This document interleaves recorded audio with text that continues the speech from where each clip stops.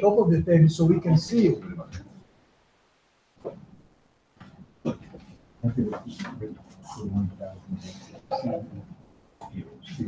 Maybe I will stay.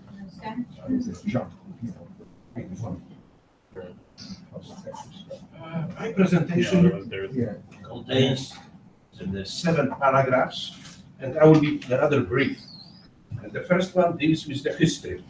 So I would say there's 100 years history of the regulation of the strike in Poland. Everything started, I would say, 1918, and there was the right to organize, bargain, and right to strike. And that, especially at the very beginning, it was usually was more than 300 strikes per year. After the Second World War, in 1988, that's the other period, Socialist Poland, only right to strike, only right to organize and right to bargain were just simply regulated. Strikes, there was no regulation whatsoever. I mean, the word strike didn't exist, I would say, officially and unofficially. And under the socialist system, it was just simply for the present political power, not imaginable that the people who are ruling the country, I would say the workers and the peasants, could go strike against themselves. So it was this type of the regulation. The Third Republic, since 1989, 14 million people employed, only 14% are the trade unions, one of the lowest rate of the unionization in whole European Union. On the other hand, we have more than almost 13,000 active trade union organizations. So it means, and it's not like you presented here, I would say that if one enterprise or even the sector and one organization, sometimes it was more than 50, I would say. So that was the idea of the plurality. And the freedom of association is over 300 employees organization on the other hand. But still, I would say there is collective agreements and negotiations. They are regulated in the labor code since 1974. But before, I would say it was the law from 1977, from between the wars period.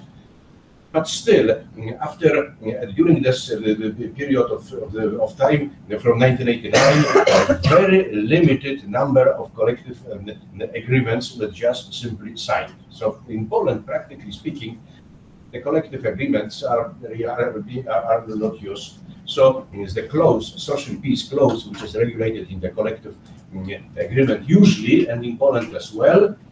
I mean, it's not important, I would say, in this particular situation.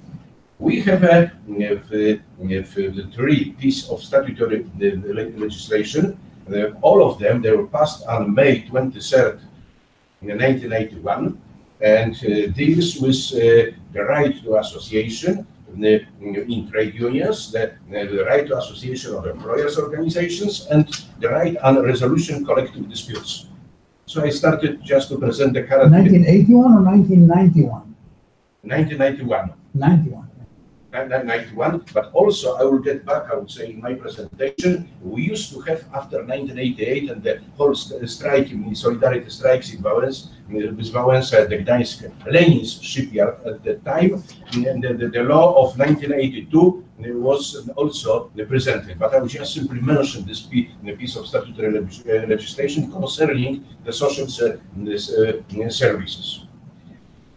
Clear distinction in the law between the right to strike, which is the individual personal right, and the right to organize strikes.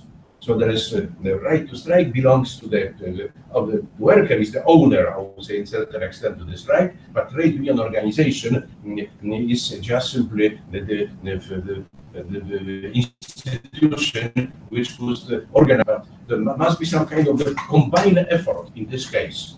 I would say the individual workers and trade organization. There is a definition of strike there is a quite clear-cut distinction between legal and illegal strike. So and the principles.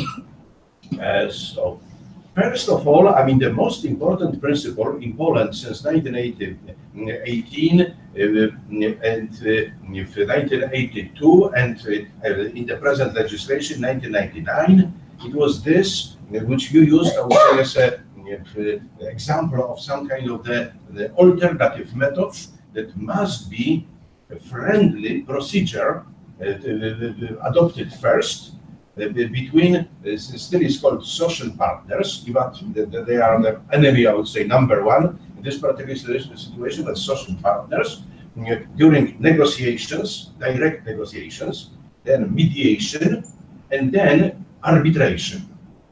Then strike is the last, is considered as the last resort. There is the principle of the proportionality, like it was already presented. There is a prohibition of participation in strikes by workers employed in the certain positions, and there is a general exclusion. I would say those positions where stoppage of work poses a risk to the human life, health, Human life. human life and health, and jeopardize the state security. That's quite, I would say, the general clause. There is a prohibition to organize strikes and in public institutions. Listed in the one, not so many, only army and the police. That's it.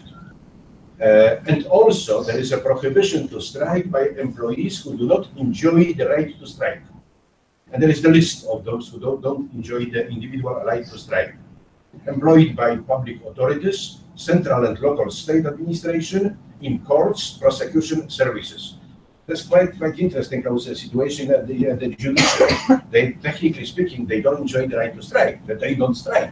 But very often, there is today or the next week or the next month or sometimes even longer period, that would be day without trial. I would say that you would suppose that the judges would just simply, instead of not only studying, I would say, the cases and files at their offices from time to time, at least I would say it depends what kind of judges are we talking about. I would say twice a week, one in 10 days at the appellate court, and in the Supreme Court one, maybe 2 cases during 1 month, in order to be well prepared for such a situation. They would just simply listen to the arguments of the parties. But they simply decided, no, there is officially they said we are not on strike. We are just simply working because we are studying the file. We prepare ourselves just to present, I would say, as best conclusion as possible. But still, I would say, you will call it the partial strike. It's quite clear-cut case. And there is a statutory obligation to obtain consent of majority of workers and employed at the establishment when the strike is organized. There is a requirement that during the referendum, at least 50% of those employed there must be present. And then majority out of the 50s should vote, and the secret ballot is used in order to strike or not to strike. There is a cooling off period, five days before the strike starts. And there are 2 types of strike according to the law: the basic and also the warning. I mean, 2 hours just that we are ready to take the matter seriously. Strikes in order to resolve disputes concerning. There's the reason for strike. There's one of the definition, and there are the grounds for strikes. The strike could be organized only in order to solve disputes. Collective labor disputes only concerning interests, means the working conditions and social benefits, and also to solve trade union rights and freedoms. This is the mixture, not exception. And essential services.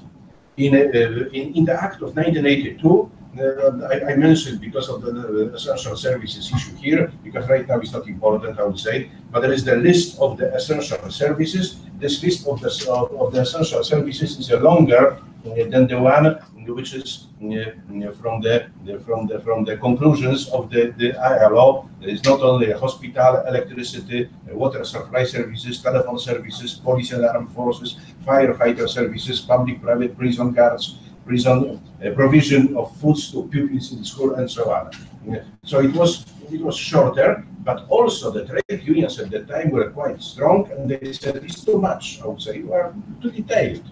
From this point of view, we are looking for something more general, and in order just to start some kind of the battle if they don't like, but if they have a quite individual prohibition, so it's quite clear, more easier just to find out, I would say, what are you doing, I would say, providing this type of the services, so no way. So if the clause is more general, it's always easy just to present arguments in favor of or against. Statutory restrictions on the right to strike in essential services, so I just presented, so it's page 14, 15, so 2 pages. There is exclusion from collective labor rights. According to the model you just simply presented in this questionnaire. So there is ex ante type of exclusion. It applies only to employees who during the strike appear to be necessary for the operation of the establishment. And that's the major problem right now, because it's really who decides? I mean, the law doesn't say nothing about this, you know. So it's just, and also it also is done on purpose, in order to give a chance to the so-called social partners to discuss between themselves who is necessary, who is not necessary. And right now, currently, there is the major issue concerning the doctors in medicine and and medical, generally speaking, the medical personnel. I wrote an article and I presented, I would say, a concept, I would say, this virtual type of the strike. And some people called me even, I would say, in the paper was published in the Law and Medicine journal, a scientific journal, and I would say the idea will be never accepted, because I just wanted to, for me, it was this virtual type of strike. It was quite interesting, and I studied, I would say, especially the books concerning a strike in Poland, and talked with some other professors who are better in this, they have a better knowledge in this particular area. Nobody even heard of such a, they told me there's a revolutionary solution to a certain extent. So I just simply stated there is also such possibility. So from the editor, somebody called me and asked me, what, I mean, where did you get this idea? I said, it's a very serious idea used in Europe. So the strike organizer is obliged to assess a risk to human life and security and so on and so on. So the strike organizer, so it's up to the trade union or somebody who is just leading a strike. And there is a problem, unresolved, a lack of the judicial authority which may resolve the conflict of opinions between trade union and employer. Nobody, I would say that there is no mechanism, no legal mechanism concerning this. There is definitely, as I said before, no injunctions. I would say injunction in the Polish law, not only in the labor law, is almost unknown instrument. So that's the reason. There are temporary prohibitions on strike, but only in the extreme situation. There is a threat of war, not internal, but because we have this bad experience with the martial law, which was introduced by the Jaruzelski's junta at the time. So there is external threat of war or the national disaster. Fortunately, in our climate, there is no possibility to have so many disasters. So this particular provision is just simply dead. It was almost from time to time is a flood, but not very often. And in such a situation, there is a case for the suspension of the right to strike, but never happened. The law does not recognize employees which may join trade unions and bargain collectively, but not allowed to strike. So there's liability for the organization of the illegal strike. Only organizer may be punished by fine. And also it was some kind of the criticism, the fine, I mean, just to pay a certain amount of money, but not very high. There is no criminal sanction whatsoever. I would say it's just people simply wouldn't imagine, even during the period of the socialism. Somebody said that, I would say, those people who organized strike in the Gdańsk Lenin's shipyard, they are going to jail. But Jaruzelski himself went on TV and guaranteed that nobody will be put in jail because we, in our culture, I mean, the criminal sanctions can mix with the labor law sanctions. From this point of view, there is definitely speaking no criminal responsibility. There is only responsibility if the civil type liability for the organizing a legal strike. Only organizer may be punished by fine. Also, the organizer only takes the responsibility for damage caused by tort. It means legal strike. Employees' participation in illegal strike do not enjoy immunity from this point of view against liability for breach of duties. So they could be discharged. And the only case law concerning the strike, which is a case which went to the Supreme Court, was the rather old one, but it dealt that the employer later explained that the employees decided to start hunger strike, and I would say that the strike was going for more than a week, and he was afraid if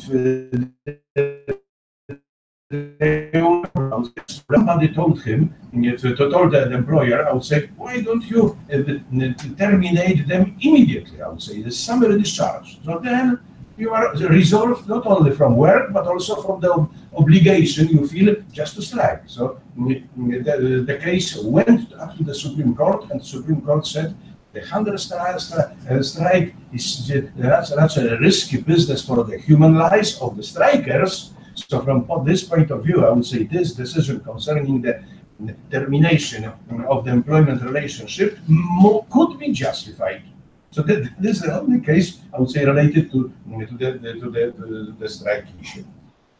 Controlled, there is, according to the model again, there is a controlled strike model.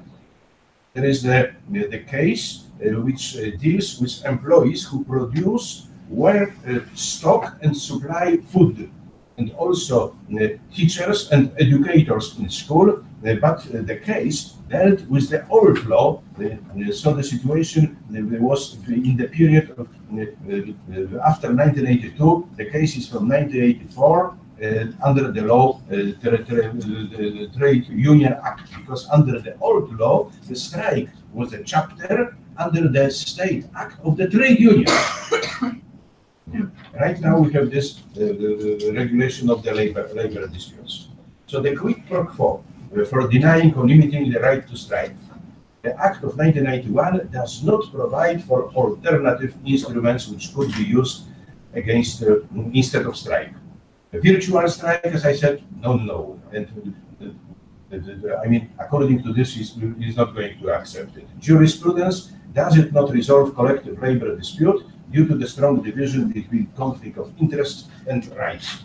So we have a system of collective labor disputes which could be defined as a unilaterally regulated by the state, with the prohibition of strike by the majority of employees in the public sector, and de facto unilaterally ad hoc controlled by employers, only by employers, due to the fact of the lack of right to confirm the right to strike by some workers whose work might be necessary to protect the life and health and security of the members of the society.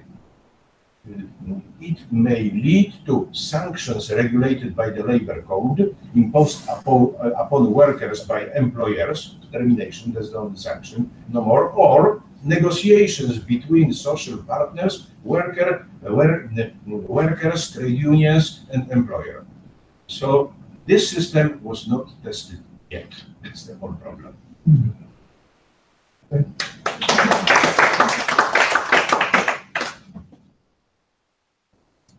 So it's my turn to, and as I said, we want, I read very carefully the report that came from Quorum, and what I really want to suggest is that there are some parts that can be, as people say before, put aside or omit, and there are some parts that I think need a lot of clarification because I couldn't understand them. And I think, I hope that our comments will be, my comments and the comments of all the people here will help to rewrite the report. And I want to divide my comments to several parts. So my first one is comments regarding the content and scope and structure of the report. I want to suggest to you, Andre, that you should try to cut the historical part. There is, I think the historical part should be in our reports short, relatively, and devoted to historical development that had impact on the present situation of strike in essential services. And I think when I read your historical part, I think that you have to make a decision. My recommendation, and you can take it if you want, it's a non-binding arbitration. And my recommendation as a non-binding advisory arbitrator is to decide either to take the situation from 1991 on, if at all, also to go to 1982, but not to go to the beginning of the century, of the last century, because I think it didn't add, and we got lost, and it's very, very important to go directly to the situation where we now, because this is where, since we do a comparative law in action, this is really where we start to see some point of comparison.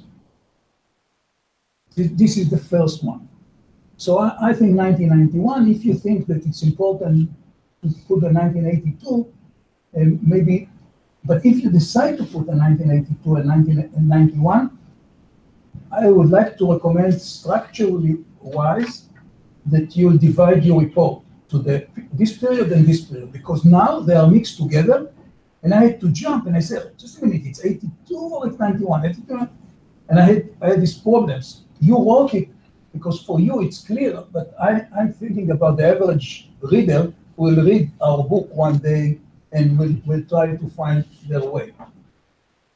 Now, coming from a particular system, as you asked me, and I think all of us ask each other, you use a lot of terms in your report that I must say I don't understand them. So I remember when I spoke the first time about virtual strike or synthetic strike, Monica told me, this was back when we started our journey together, Moti, you have to write a footnote explaining what is synthetic strike, because people don't know what synthetic strike. I told them, how come you don't know? It was invented in 1970 in the United States. There are 2 articles about it, the synthetic strike, non-stoppage strike. Yeah, Joseph know about it for sure. And it was renamed in Israel virtual strike because of the virtual reality and everything. Anyway, so you have many terms like this that I didn't understand. For example, I don't understand what is competence strike. Competence. I don't understand what is sporadic strike to distinguish from rotating and intermittent strike. I don't know what is black strike. I don't know what is Japanese style strike. I don't know what is obstruction strike. And I don't know what is discrepancy report. I don't know. I have some guess about discrepancy report, but I don't know. So I think if you use a term that is belong to your culture, the Polish labor law, then you should explain it to other That's people. from the labor law literature. Hmm? That's what's taken from the labor law literature. So the authors, I would say, they just simply presented such list of this. I don't know. Do you know what is discrepancy? No, Okay, okay. no, no. Okay. Now, and this is something important for all the report, but I think when I read your report, I dictated this problem. Maybe because you were not in Trier, because Monica and myself emphasize, and this is, you have to, I think I want to recommend to omit this part, that we are dealing with strike in essential services in regular times. So we don't deal with strike in essential services during emergency situation, not flood, not terror act, not war, not nothing. So, because this was the way we define the scope of our study. Because once you do it, then everyone else has to do it, and I'm sure in every country there are different regulations for different type of emergency situation. So I will omit this part. Now, also, we ask in our outline to make a distinction, and for me it was not clear, the distinction between what are the restrictions, procedural and substantive restrictions that apply in general to all strikes, and those that apply to strike in essential services. Because in your report, you jump back and forth, and I had a problem to follow it, and it even also was later. You spoke, for example, about the number of collective labor disputes. I didn't know if it's all labor dispute or it's only dispute in essential services. When you speak about contracts, when you speak about discrepancy report, and when you spoke about mediation. And then I'm asking myself, when you spoke about arbitration, the ability to invoke arbitration, it's only for essential services, or this is part, or in every strike, you can invoke arbitration instead of striking? Certainly. And the problem is the statistics, I would say. There is no recognition. It's about essential services of strike in general. Okay. Now, I want to speak about the substance now. This is the general substance. I felt when I read it, and maybe this has to do with the situation in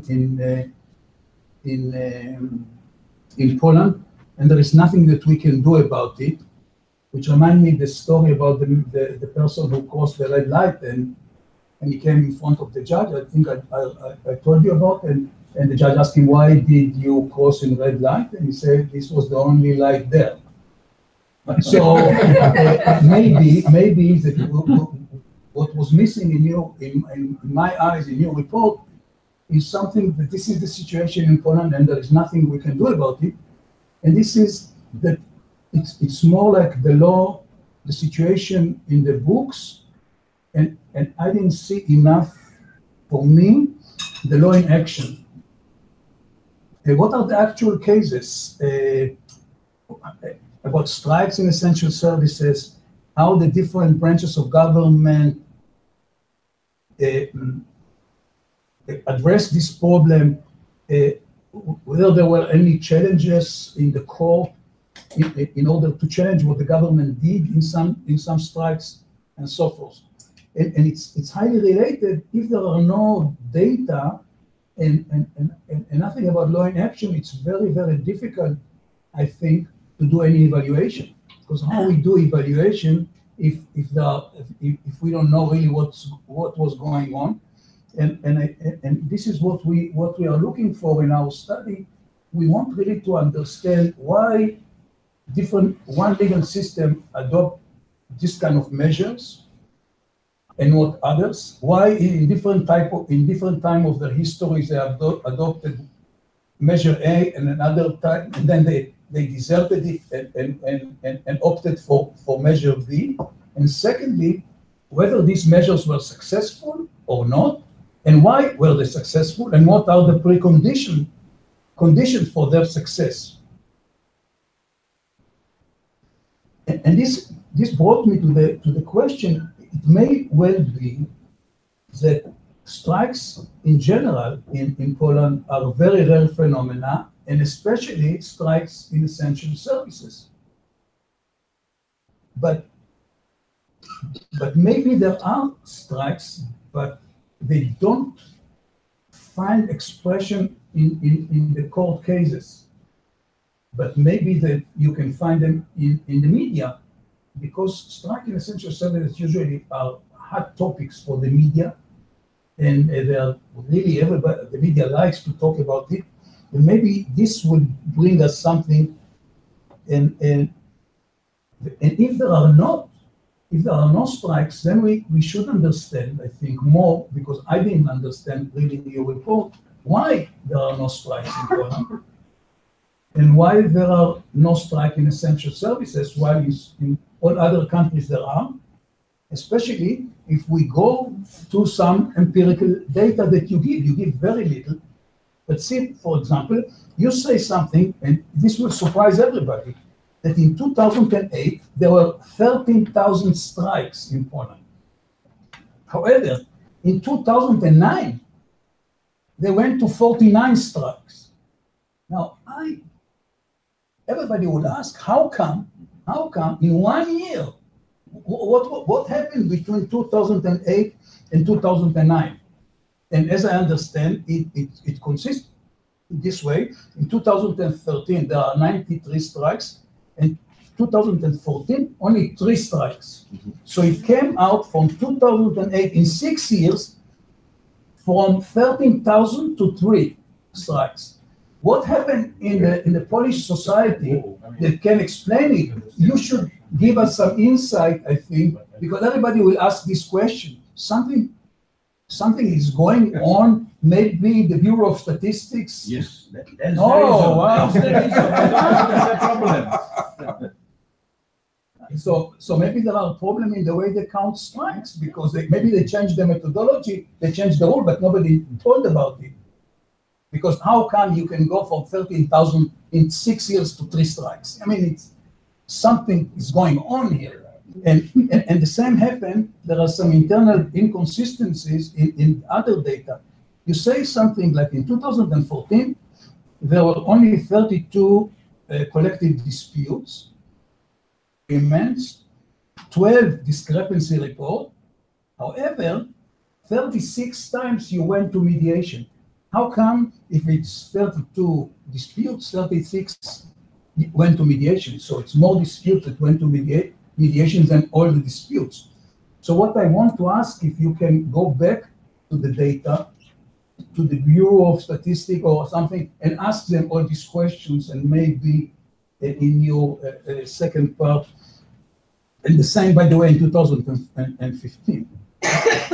And last, but on the substance, I really agree with you that something is missing in the Polish system systemically, and this is there is no one to decide on minimum service, as we call it here, and when there is divergence of opinion about what is the minimum service, there is none. But at the end of your report, you wrote something that I was struck by it, that you suggest, and maybe you can explain it now after I finish, you suggest as one cure for this problem that the employer will be allowed to lock out. Now, I don't understand it, because if we speak about essential services and there is divergence of opinion between the employer and the union, what is the required level of service? How come the employer will lock out? The opposite, the employer wants as many employees to work. I don't understand the lockout. So maybe we have a problem of terminology. What you mean lockout is not, and you spoke about defensive lockout, because as I understand in Poland, there is, like in Israel, only defensive lockout, not like in the United States where you have offensive. The- A few more specific, and then Just close down, I would say, this business and start the new one. but if you close down, who will perform the work?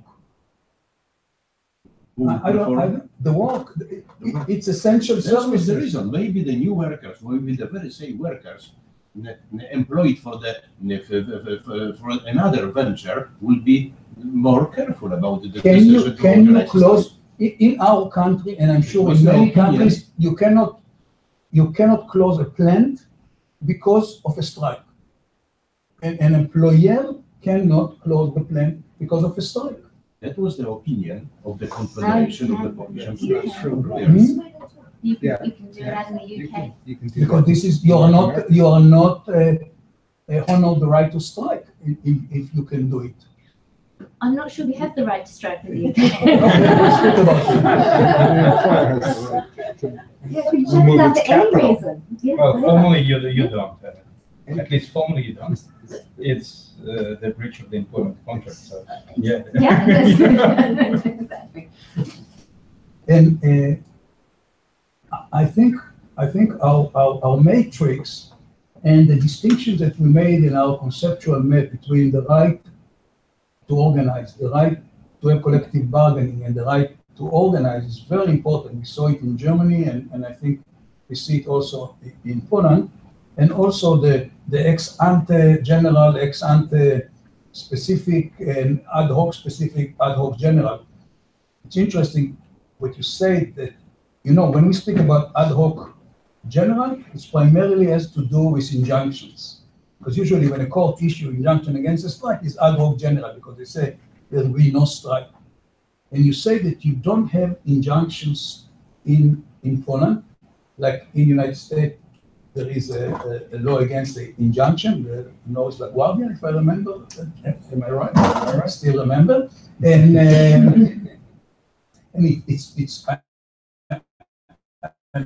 sure there's not what employer can do if there is a strike which failed to comply with the requirement of the law, if the employer cannot go to court. But what I understood now, and I want to make it clear, and I think maybe you should emphasize it in your report, that if I concentrate only on 1991, you have two populations that are excluded completely, and there are, which are ex ante general, and two populations that ex ante specific. And it's really interesting because I think the Polish labor law has something that we have not held yet. First of all, you say, and bear with me and tell me if I read you carefully, because it was not so clear, but I tried to see if I understood it. People who work for the state and central and local government and civil service are excluded from the right to strike. They have no right to join trade union, and they have their voice through some associations. I was right. And so they have no collective bargaining and no right to strike. And the second population are what you call public institutions, the army, the police, prisons, firefighters, custom, courts, and the public prosecution, and all military and paramilitary groups, all the intelligence, and bodies that act against corruption. This is the anti-corruption. There's a police. It's not, for me, it was not clear whether they can unionize, but cannot strike, or they also are not allowed to unionize. And then there are two very interesting population. One are all, and you emphasize that it's work positions, what you human life, health, and state security. And this is the new one. These are people who work in maintenance and protection of equipment that are needed after the strike is over. This I have not heard from any other country that they consider these people as essential service. So even if you have in a private sector, you have a plant that has some, I don't know, some equipments, the maintenance of this equipment during a legal strike is essential, considered to be essential service. Is it true? Did I understand it right? So this is the first time that I heard that under the definition of strike, of essential services are these people. And you say, so that for this two population, the need for somebody to determine instead of that there is a dispute. Now, you speak about autonomous regulation in 7.4, and you say that unions may impose upon themselves restrictions on the right to strike. You say that they may, and my question is, first of all, are they restricted in any way? Because then afterward you say something that sounds like even they have restriction on what type of restriction they can adopt in their bylaws. But the second question, we want as a law in action to know if the unions in Poland really did it, or they may do it. It's completely different. And then the question of arbitration. You know, I'm very interested in arbitration because the ILO speak about it, and they have a whole list of what should go into the arbitration. And we all know that if there is a strike substitute, the only one is arbitration. I know that Germany is against it and many countries are against it, but we have not found, with the exception of synthetic strike, any substitute that can protect and advance the employee's interest but arbitration. And I didn't understand what you say. You spoke about arbitration by 7-person board, but I don't understand why it's non-binding arbitration. So if it's non-binding arbitration, why to have it? Unless you say that this is a non-binding arbitration, and after the arbitration, either the two parties accept the arbitration award, and if not, they go on strike. Which is, so we have to know that it's not a binding arbitration, it's an advisory arbitration, like fact-finding in the United States, they call it, which is something else, and we have to know. And then we speak about the compensatory measures. You speak about it, that the Polish labor law doesn't provide any, but you have some good news, and I think maybe you should develop it. You wrote that in 2015, you introduced something, it's called the Council of Social Dialogue, and they can decide that all the employees who don't have the right to strike are entitled to wage increase. And so I think you should speak about it, not only to adjust their wages to inflation. But this institution, I would say, that it's formerly tripartite committee, employers and employees, under the scope of power of the Minister of Labor. I mean, what they are talking about, they are simply talking about the minimum wages. Okay. You spoke about three things. This is what I didn't understand. You spoke about minimum wage, adjustment to inflation, but then you say that they can give also wage increase, and I wanted to ask you whether they can give wage increase, whether they can give differential wage increase according to sectors, and the last, whether they can give other working condition or only wages. So I think you should develop it so it will be clear, because maybe this is something that can be considered a nice and adequate compensatory measure. I just wanted to answer, to respond to your question.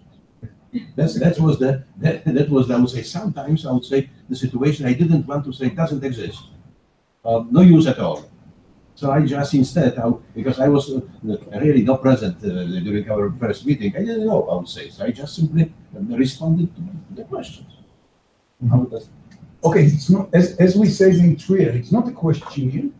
The outline was supposed to give you a roadmap in order to write your report. Okay, so this was the idea. This was, so I hope this will help. Open up.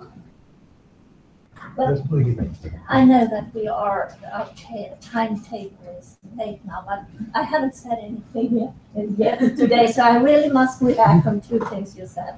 First, you said that to close down, that is not to respect the right to strike, but I mean, from my perspective, that is the ultimate resolution, because in the private sector, if you continue to strike and continue and continue and continue, of course, the employer finally have to close down. And that fact is what is behind the responsibility of the trade unions in the private sector. They know that if we are unreasonable, then the employer will close down.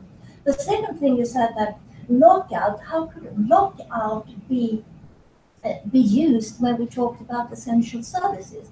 And I haven't presented Sweden yet, but you will see that the public employer in Sweden, if there is a small strike, they usually, but in the 1980s and the 1990s at least, they answered with enormous lockouts, not thinking at all about essential services.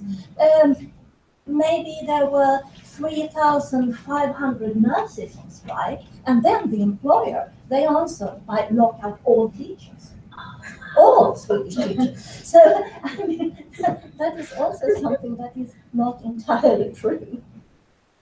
And then they say, and how can they say it's essential if they lock out? This is the, this what happened in our country is that they went to ask for back to work orders, and a year later they said, oh, it's not essential, we can lock them out. So this is inconsistency, and this is the reason how come they can say it's essential service and they really enlarge the strike. They should. And the whole idea is, as I understood the paper, was when they have divergence of opinion as to what should be the minimum service. So if the employer wants 60% and the union say we think the employer will say 100% by locking out. What do you mean 100%? I don't understand that. By locking, because if you lock out, yeah. you have no service whatsoever. What at all? Or you could start. I mean, this game is over. I would say at the moment. So you could start. I would say create a new situation. That was their way of thinking. The other way it could work in theory, depending on what institutional mechanisms are available, is that rotating strikes avoid creating essential service. In other words, they maintain essential services, but they're irritating, right, to the employer. And so the employer says, okay, you're locked out. In Canada, that happens.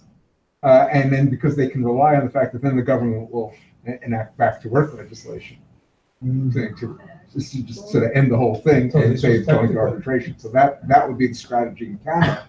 But it assumes, right, that there's the backstop of the government stepping in and Yeah, ending it. there's another way in which it happens in the UK. So the example would be the Fire Brigades Union. So their concern was keeping professional firefighters, and what the government wanted to do was increase reliance on part-time community-based firefighters. So it's not difficult to lock out the firefighters or professionals when they go on strike and keep the minimum service just through the community firefighters.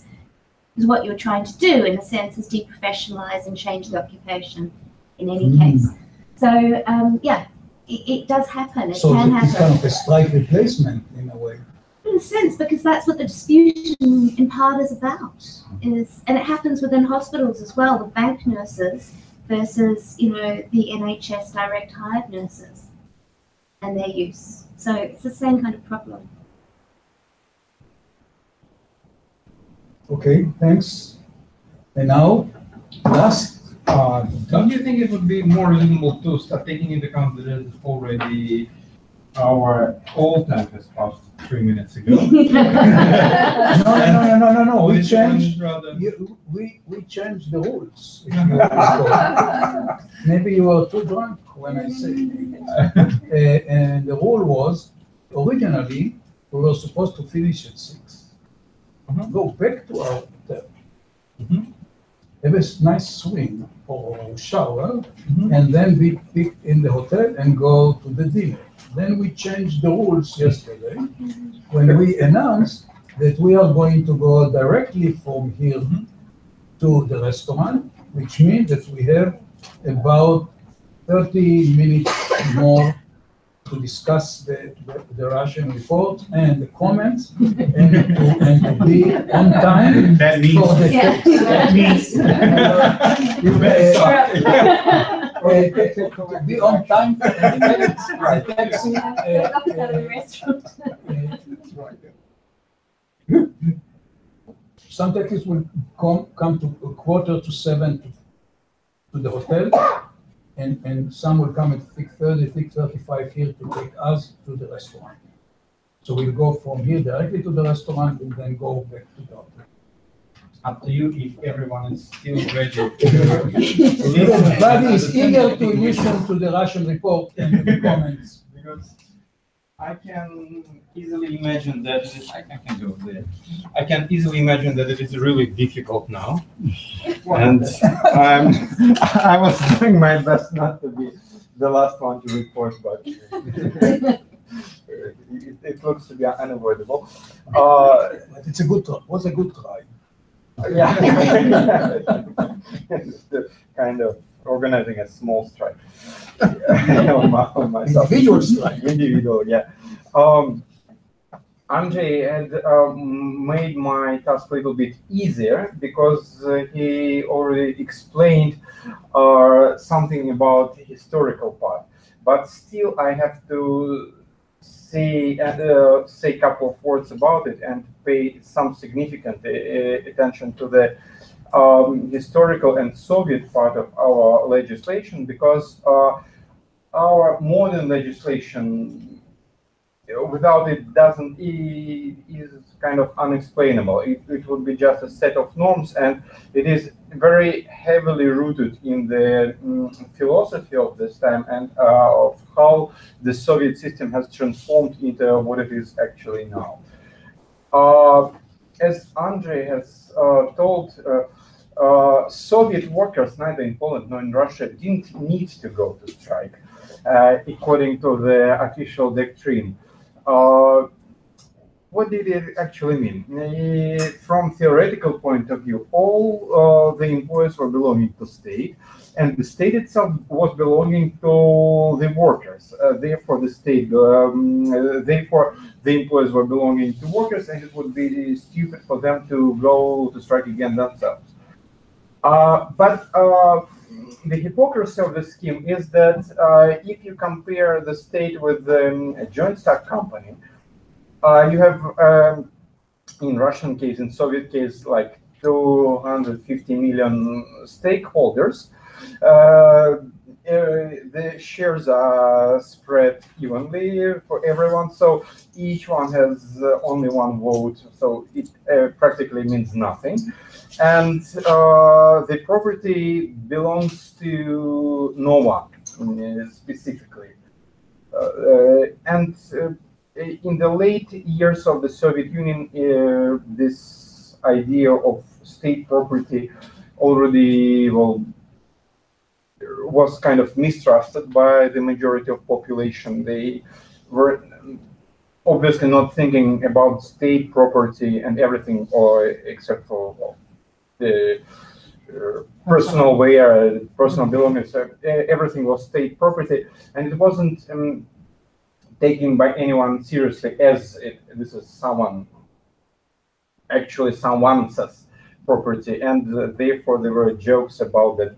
You are a guest here at this. You are not guest at this factory, but actually a host. Therefore, take everything from it and bring it to your home, because it's actually your role of the trade unions in this system. They were a very influential, enjoying a huge amount of power, and this amount of powers were unthinkable for the market economy stage. They were at certain historical stages of the Soviet Union. Soviet trade unions were actually operating the functions of the Ministry of Labor. At certain moments, there was no Ministry of Labor, but everything was decided by the Council of Trade Union. At certain historical points, there was Ministry of Labor, but still all the regulations that were subordinated to law, the level under the law, were usually adopted in the sphere of labor law by the joint resolutions of government and Council of Trade Unions. So they were formally independent, but in fact they were what was called the transmission gear of the Communist Party and the part of the state machinery. The only right they were lacking is actually the right to strike, which is the only one and probably the main one if you are talking about the market economy. And usually when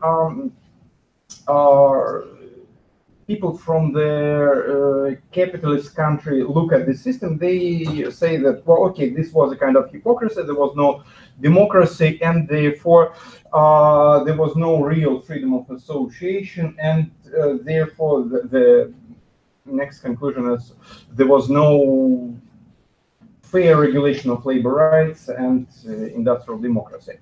It isn't exactly so, because first of all, trade unions were playing a role of something similar to probably German systems of works councils, Betriebsräten, because they had the power to veto the decisions of the employer on the plant level if they considered that this is against the interests of the workers in general, or trade union in general, or whatever. And they could also, it was an effective tool for them, discipline the company director, because they, not themselves, but they could go the opposition, because the company director wasn't an independent person. The company director, or the company itself, was subordinated to some specific ministry, and there was always an official to go and to appeal some complaint that this company director is misperforming, or he the function of the company badly, and the function of the company is not just making money, and this is actually not the function of the company in the market economy. The function is to perform the production plan. This is the first function, and the second one is social function, because it is the structure to provide employment to the population. You just don't create some factory in the field. You to earn the money, you are supposed to produce the workplaces and produce actually what this factory is supposed to produce, also to supply this to population. So when the Soviet system was abolished, unlike some other post-communist countries, as for example Baltic countries, which have just cancelled all the Soviet system of trade unions, and they started from the white sheet of paper. Just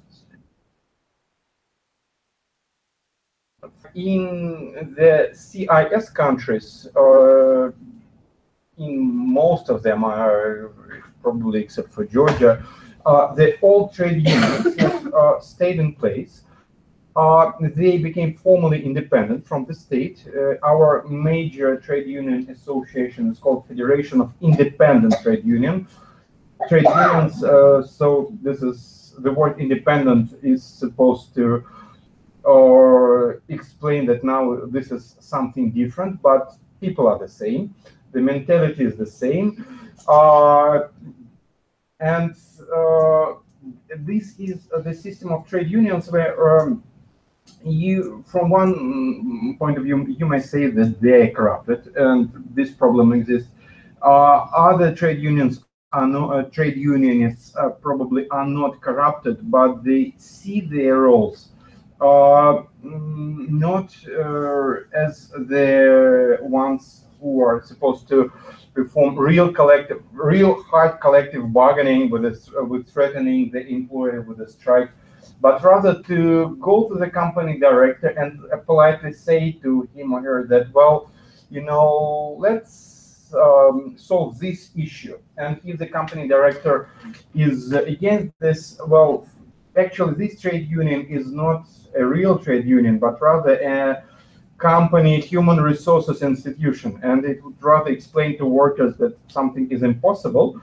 For example, altering the wages is impossible because Mr. Petrov doesn't have any funds available. And they were sincerely, they are about to sincerely think so, but they would rather associate themselves with management than with workers, which is a big problem. In the same time, there are really independent trade unions, but they are in clear minority compared to these traditional ones. Some traditional ones also are trying to play independent, but well, majority within the system of Federation of Independent Trade Unions is, well, something that I have tried to explain to you, which is seriously lacking independence. And this system during the Soviet time was providing a very big amount of social stability to workers, because although employees didn't have the right to strike and real right to collective bargaining, in the same time the unemployment was zero. The company director couldn't dismiss an employee without a really valid, a very specifically described reason, which is described in the legislation. And even if this would be done with the employee, then the employee would rather easily find other job if there wouldn't be something exceptional, that this employee is dissident, goes against the political system, something rather exotic. If this case is not political, then the unemployment or being homeless or something like this is just out of the question in the socialist time. So the system was different, but this stability part was taken out of this after the collapse of the communist system, but it wasn't effectively substituted by the strong system of industrial democracy, because you just couldn't take it from nothing, from more than 70 years of the Soviet existence.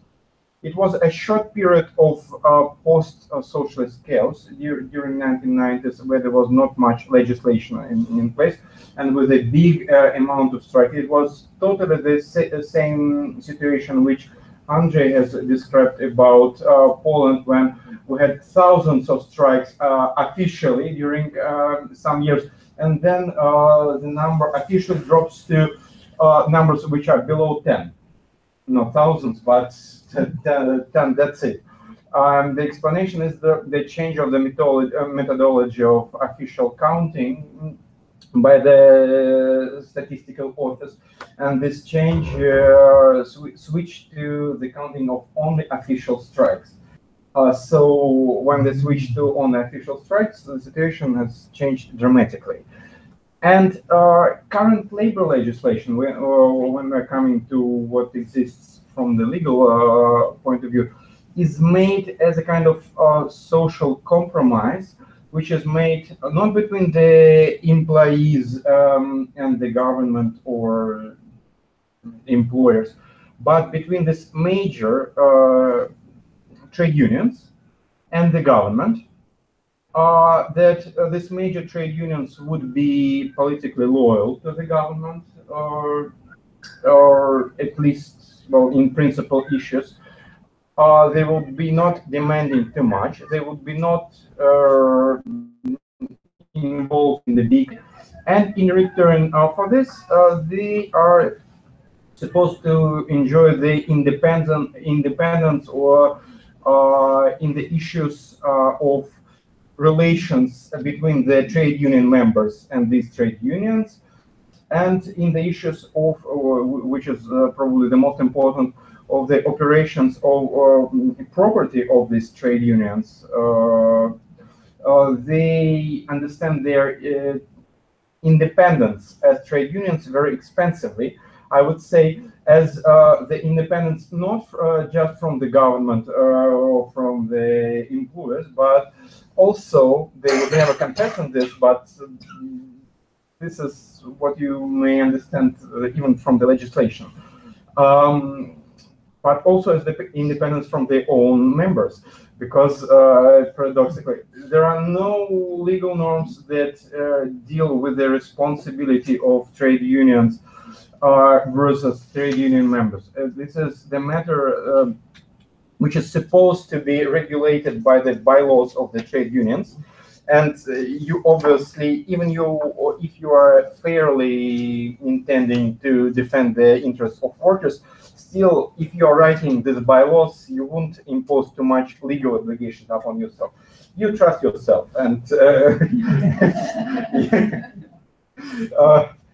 yeah, that's what I was worried about. Probably you will give me a couple of minutes tomorrow, Okay. because Okay, Yeah. I'll give you another one. thank you, because I just wanted to say something about the legal limitations of the right to strike, only coming to this. And I understand that, well, there's no real possibility to do this. So the limitations, as I told you, there's this kind of social compromise that these major trade unions are not touched, and the legislation is written in the favor of the majority trade unions. If there are few trade unions in the company, the system of collective bargaining is made in the way that in any way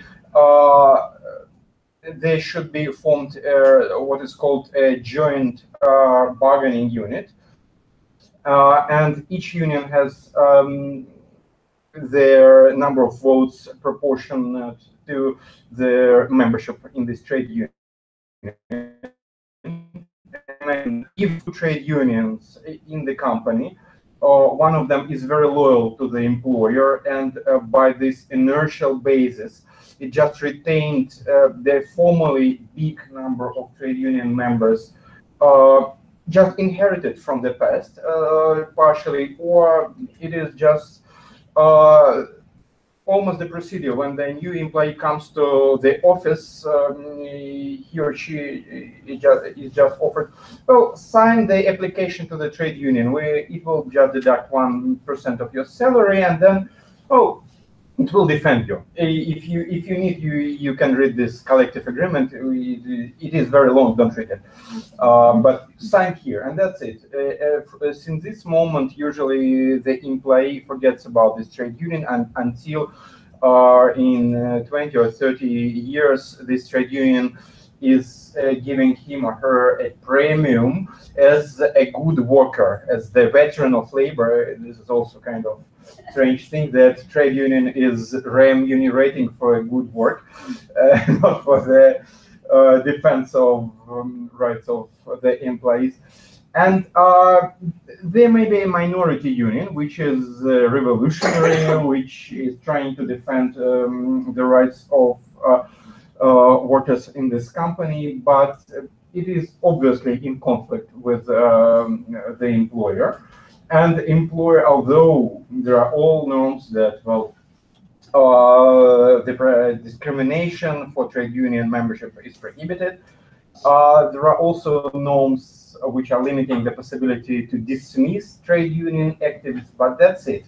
You may easily imagine that employers have lots of ways to push this membership of this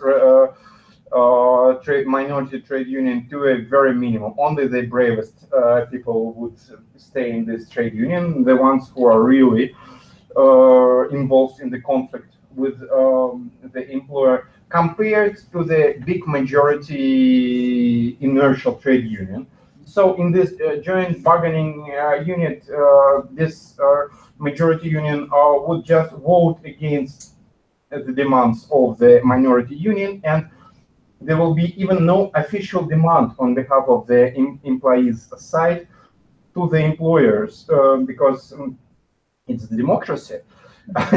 You see, the majority union has voted against it, and it actually represents bigger amount of workers. This is true, but it doesn't reflect their real situation from the point of view of fairness of the fairness of demands. And when we come back to strike, there are many small regulations which, first of all, what is understood by essential service. There is no definition of essential service as such, but there is a list of situations where the strikes are prohibited, like, for example, emergency situation. We put this aside, but we also have a list of professions, different laws that deal with different categories of workers. First of all, civil servants in general, neither of them has the right to strike. This is a huge amount of workers. Municipal servants of lower level also in this category. Transport workers, depending on what it is. For example, Russian government has heard the discontents of the ILO that it would be against the freedom of association to ban the freedom of strike to all transport workers, and therefore there is no such ban. But all railroad workers who are directly or indirectly associated with railroad transportation are banned from the right to strike. I wonder what type of railroad employee is not directly or indirectly associated with this. I think everyone, legal counsel, yes, cleaner in the railway station, also many others. The list of this profession is which are banned from the right to strike is really big. Besides this, the goal of strike is always limited to the resolution of collective labor dispute, and the collective labor dispute is the dispute also narrowly defined in the legislation. There is statutory definition that it is only the dispute about the amendment or execution of the collective agreement. And for example, if the employer is planning to organize redundancy, or if the matter, so it's about the plans of the employer. It's not about something that actually happens. You cannot strike against it because nothing happened yet. But when it will happen, it will be too late for the employees, but they cannot strike against it. They cannot strike against the social economic policy because it's not the demand according to the collective labor dispute, because the collective labor dispute is the dispute between the employer and the employees of this specific plant. If there's a group of company owned by this single company, for example, you cannot address your demands to the higher company because your official employee is the subordinated company. I can go on with this list for quite a long, but this is some explanation of why the number of strikes is so little. Probably this historical explanation was more explanatory about why the situation is so. Okay, thanks. I don't know if we have still some energy to hear the comments. Who was supposed? I think. I'm sorry, that's me. No, just. Do you want just, to just do you a want to question. delay to the morning?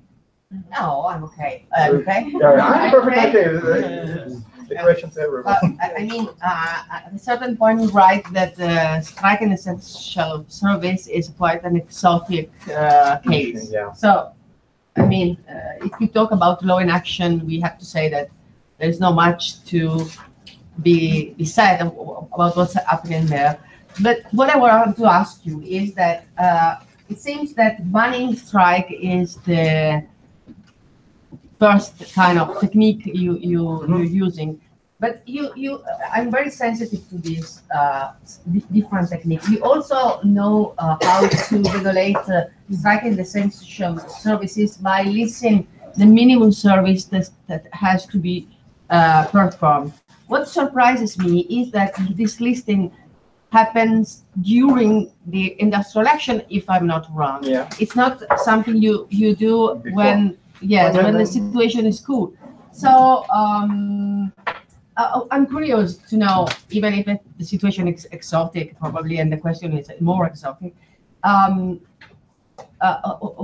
does this second technique work in the case? And why not thinking what are the reasons you are not implementing this second way despite the huge list of categories that are banned from strikes, given that you know that there is also another way of dealing with?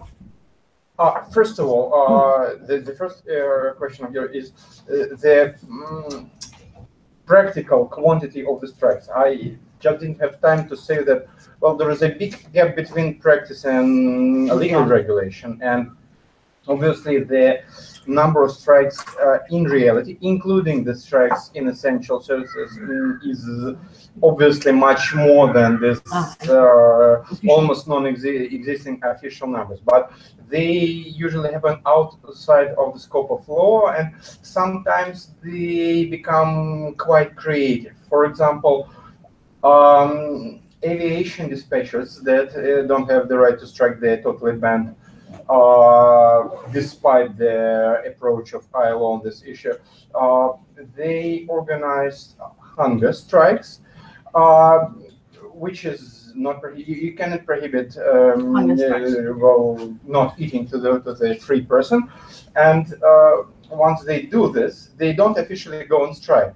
But medical personnel say that these aviation dispatchers are in the danger of losing conscience because they are not eating, and therefore they are just taking off from work, which from one point of view you may say that it's a kind of cunning technique to achieve your goal, but understanding that they are actually harming their own health, we may understand that it's not, well, some kind of abuse of right on themselves. It's something that they actually so in practice, even in essential services, the strikes exist in ambulance, in medical institutions, in general, in many others. But it is either, well, without any declaration of strike, or something like work the rule. For medical person, it is very easy because and in education also, because our medical sector is very highly bureaucratized, and if they are supposed to be in line with all bureaucratic requirements, this means that they cannot effectively offer the medical services, and therefore they start doing all the bureaucratic procedures, and they start working very lengthy, very long, and they don't. Well, it comes to the situation when the head of the hospital has to go and work as the ordinary doctor because no staff is available, and it becomes rather serious. So it happens in practice, obviously, and this means that the legal regulation doesn't perform its function as a safety valve because it happens outside of the scope of law. But all these things should be expressed and be reflected in your report. It is. Already. We speak about doctors. And aviation dispatches also, and this hunger strikes. Yeah.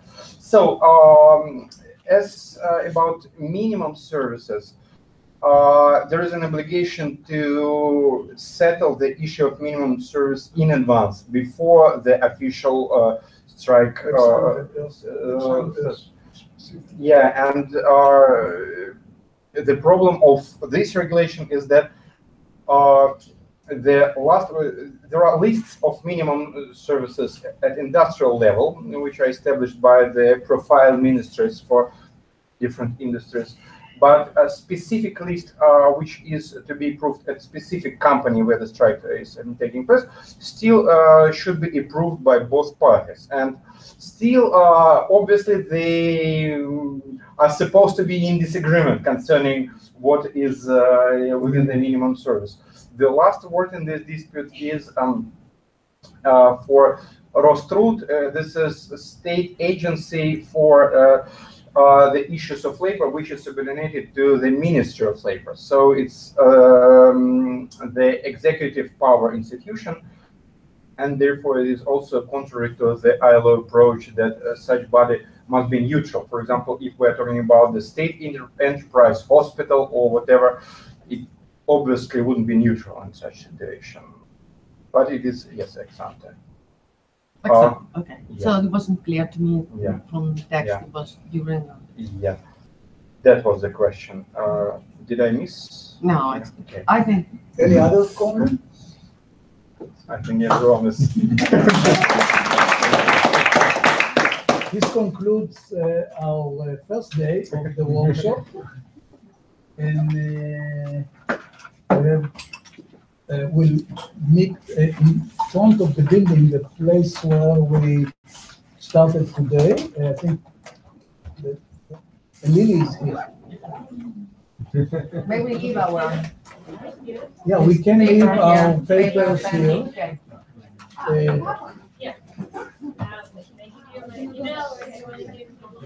You can write down your email and I'll have you.